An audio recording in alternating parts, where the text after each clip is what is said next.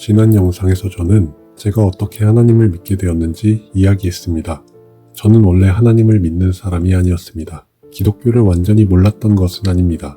하지만 진지하게 받아들이지도 않았습니다. 하나님께서 계신지, 성경이 사실인지, 예수님께서 정말 구원자이신지 그런 질문들을 깊이 붙잡고 살아가지는 않았습니다. 사실 저는 기독교를 중립적으로 바라보는 사람도 아니었습니다. 가톨릭에는 비교적 호의적이었지만 개신교에는 좋은 인상이 없었습니다. 솔직히 말하면 저는 개신교인들을 좋아하지 않았습니다. 당시 제 눈에 그들은 자기 생각만 옳다고 여기고 그것을 다른 사람에게 강요하는 사람들처럼 보였습니다. 예수님을 믿는다고 말하지만 그 삶이 예수님을 믿는 사람의 모습처럼 보이지 않을 때도 있었습니다.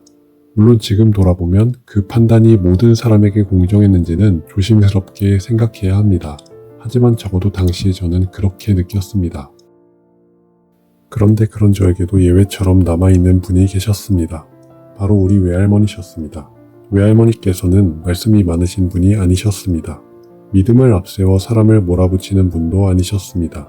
필요할 때가 아니면 자신의 뜻을 억지로 밀어붙이지 않으셨고 자신이 한 일을 내세우지도 않으셨습니다. 그분은 조용하셨고 성실하셨고 꾸준하셨습니다. 저는 그런 외할머니를 존경했습니다. 그래서 제 안에는 이상한 긴장이 있었습니다. 저는 개신교에 반감이 있었습니다. 그런데 제 가까이에 있었던 한 사람의 조용한 믿음은 쉽게 부정할 수 없었습니다. 그 기억이 곧바로 저를 믿음으로 이끈 것은 아니었습니다. 저는 여전히 하나님을 믿는 사람이라고 생각하지 않았습니다. 하지만 하나님이라는 이름이 제 안에서 완전히 사라진 것도 아니었습니다. 그래서 더 이상했습니다. 저는 하나님을 믿지 않는다고 생각했는데 어느 순간 하나님께 기도하고 있었습니다. 믿지 않는다면서 왜 기도했을까요? 하나님이 없다고 생각했다면 저는 누구에게 말하고 있었던 걸까요? 이번 영상에서는 그 질문을 조금 더 생각해보고 싶습니다. 저는 이 이야기로 누군가를 공격하고 싶지 않습니다. 비신자도 사실은 다 하나님을 믿고 있다. 그렇게 단정하고 싶은 것도 아닙니다.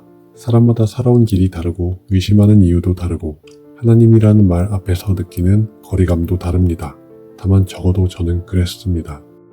저는 평소에 제 힘으로 살아갈 수 있다고 생각했습니다. 공부하고 판단하고 선택하고 버티고 해결하면 된다고 생각했습니다. 삶의 문제도 결국은 제가 더 노력하거나 더 잘 생각하면 어느 정도 해결할 수 있다고 믿었습니다. 하지만 사람에게는 자기 힘으로 버틸 수 없는 순간이 옵니다. 아무리 생각해도 답이 보이지 않는 순간, 제가 통제할 수 있다고 믿었던 것들이 하나씩 손에서 빠져나가는 순간, 누구에게도 완전히 설명할 수 없는 두려움이 마음속에 밀려오는 순간, 그때 저는 제가 생각보다 약한 사람이라는 것을 보게 되었습니다.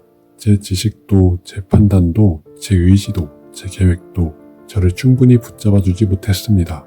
그리고 그 순간 저는 하나님께 기도했습니다. 그 기도는 정리된 신앙 고백이 아니었습니다.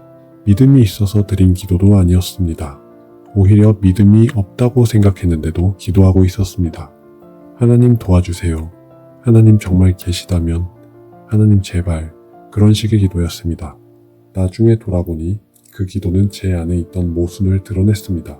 저는 하나님을 믿지 않는다고 생각했습니다. 그런데 정말 무너지는 순간 저는 하나님을 부르고 있었습니다. 물론 누군가는 이렇게 말할 수 있습니다. 그건 그냥 심리적인 반응 아니야? 사람이 힘들면 아무거나 붙잡고 싶어지는 거지. 그 질문은 충분히 할 수 있다고 생각합니다. 절박한 순간의 기도가 곧바로 하나님께서 계신다는 증명이 되는 것은 아닙니다. 사람은 두려울 때 평소와 다르게 행동할 수 있습니다. 저도 그렇게 생각할 수 있었습니다. 그런데 시간이 지난 뒤 저는 또 하나의 사실을 보게 되었습니다. 당시에는 너무 정신이 없어서 제가 기도했던 일들이 어떻게 되었는지 거의 알아차리지 못했습니다. 제 마음은 여전히 제가 가장 원하던 큰 결과에 붙잡혀 있었습니다. 그 결과가 그대로 이루어진 것은 아니었습니다. 제가 기대했던 방식으로 모든 일이 풀린 것도 아니었습니다. 그런데 나중에 지나온 시간을 돌아보니 제가 기도하면서 실제로 했던 말들은 제 삶 안에 남아 있었습니다. 제가 마음속으로 바라던 큰 그림과 하나님께 실제로 드렸던 기도 사이에는 차이가 있었습니다. 그리고 시간이 지난 뒤 돌아보니 이루어진 것은 제가 머릿속으로 그리던 전체 결과라기보다 제가 기도 속에서 실제로 말했던 것에 더 가까워 보였습니다. 저는 이것을 과장하고 싶지 않습니다. 이 경험 하나로 누군가에게 하나님께서 반드시 계신다고 몰아붙이고 싶지도 않습니다. 누군가는 우연이라고 말할 수 있습니다. 누군가는 제가 나중에 믿게 되었기 때문에 과거를 그렇게 해석한다고 말할 수도 있습니다. 그런 설명이 가능하다는 것을 압니다. 하지만 적어도 저에게는 그 일은 그냥 지나간 일이 되지 않았습니다. 그 기도 이후 곧바로 믿음이 생긴 것은 아니었습니다. 그 자리에서 모든 의심이 사라진 것도 아니었습니다. 당시에 저는 그 기도의 의미를 제대로 알지 못했습니다. 하지만 시간을 지나 그 일을 다시 돌아보면서 제 질문은 조금씩 달라지기 시작했습니다. 나는 왜 하나님이 없다고 생각하면서도 하나님을 찾았는가?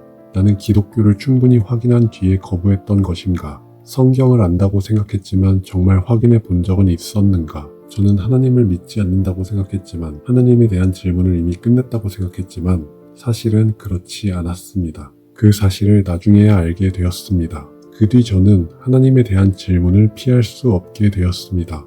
성경은 무엇을 말하는가? 과학이 많은 것을 설명한다고 해서 하나님에 대한 질문도 끝나는가? 그리고 나는 정말 구원이 필요 없는 사람인가? 돌아보면 그때의 기도는 아주 부족한 기도였습니다. 신학적으로 정리된 기도도 아니었고 확신에 찬 기도도 아니었습니다. 하지만 그 기도는 제게서 사라지지 않았습니다. 저는 그 기도를 통해 하나님을 붙잡았다고 말하기 어렵습니다. 그때 저는 아직 믿음의 사람이 아니었기 때문입니다. 다만 나중에 돌아보니 그 기도는 하나님께서 저를 부르고 계셨다는 흔적처럼 보였습니다. 저는 지금 이렇게 믿습니다. 기독교는 단지 힘들 때 마음의 위로를 얻는 방법이 아닙니다. 기도도 단지 불안한 마음을 달래는 기술이 아닙니다. 제가 나중에 알게 된 복음은 더 깊은 것을 말하고 있었습니다. 인간은 단지 위로가 필요한 존재가 아니라 구원이 필요한 존재라는 것. 하나님께서는 인간의 절박함을 멀리서 외면하시는 분이 아니라 죄인을 부르시는 분이라는 것. 그리고 예수님께서는 막연한 종교적 상징이 아니라 죄인을 구원하러 오신 분이라는 것.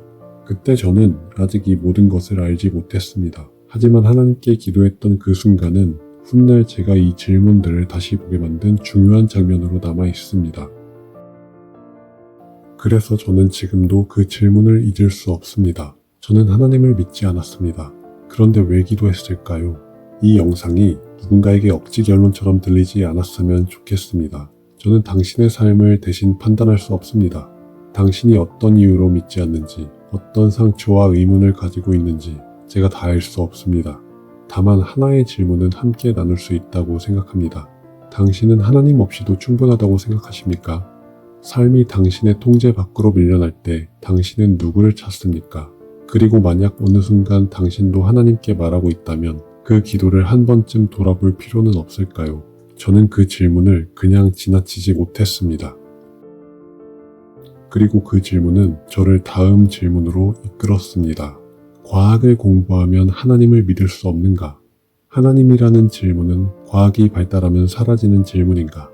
다음 영상에서는 그 이야기를 해보려고 합니다.